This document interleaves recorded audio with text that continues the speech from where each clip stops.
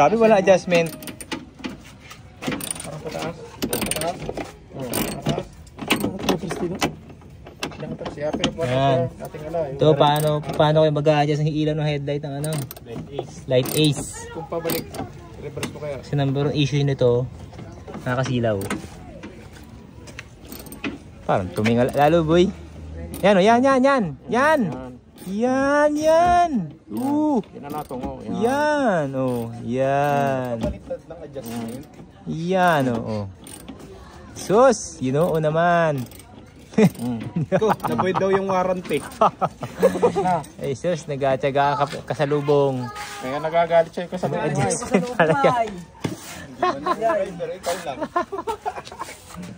Ay, may adjustment pala naman yan.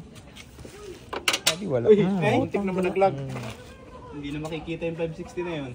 Naka-6 na buwan muna bago malaman may adjustment. Hindi pa nakita Tito Nestor eh. Para daw hindi mo pwede yung warranty. Sabi sa kasa wala. Meron. Lahat ng ilaw na Ano po natin meron? Sa motor may meron. Nakapix yan. Nakapix ang ano. Sa kotse niya meron. Yung paglam nga meron. Ba't na wala? Alagyan daw rin ng Orion. Yung tag 8,000. Nawala na. Mahal pa sa ano, naku. Nasa loob yun. Sus. Oh, dami. Number 1 issue, pasilaw. Ray, mainit.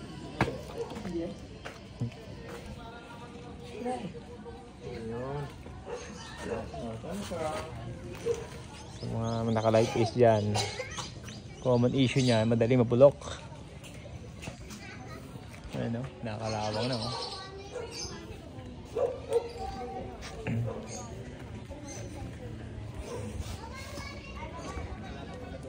Bakit lang? After 6 months ulit yung kabiyak. Pwede ba yung paano? Yung kabila nakatingala, yung kabila nakatingala. Lalo ka pa ito. Kapit bahay na. Ito mo nga ano. Oh. Nahulog. Nawala. Okay na sana, hulog pa. Sus. Pakaset yung bumper. Wala. Mag-square pang Innova. Innova sa likod. Ang pugi niyan. Itim? Kinis niya. Baka lalo hindi gamitin yung L3. At tanggalin ko na nga sana yung, yung scaffolding kahapon. Para walang madahilan. Kasi may mamalus pa pala sa Ibea. Scaffolding din yun eh. Kailan yan? Ngayong September na yun. Nakita eh. Sana. Ano pa dyan? Ang dami yan. 516 yun eh. 516 yun?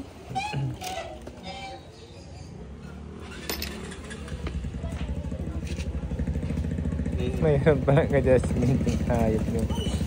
7.5. Mano-mano lang. Yan. Sa BIOS ano eh, nasa ganito. Dito. Na ganun. Naring na yun. Hindi mo kalasin ng buo yun eh. Hindi mo na i-adjust sa ano. Tayo nga na. Magalo na ako pala yun. Ito nakaipit lang. Kaya lang plastic yata yun. Yung lang baka lang. Adjustment screw. Sa mga nasisilaw dyan. Naari lang. Itong tornilyo nyo to, isa. 8mm talaga. Ito. Yung adjustment yan. Tsaka mag-adjust. Dyan. Ikasya. Baka no, nasa semento na.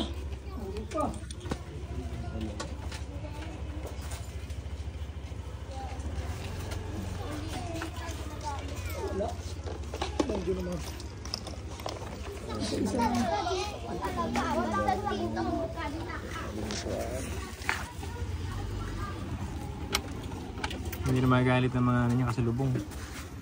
Tutuwa. Maganda yan, ano eh, maganda sa gabi. Kita ang tama.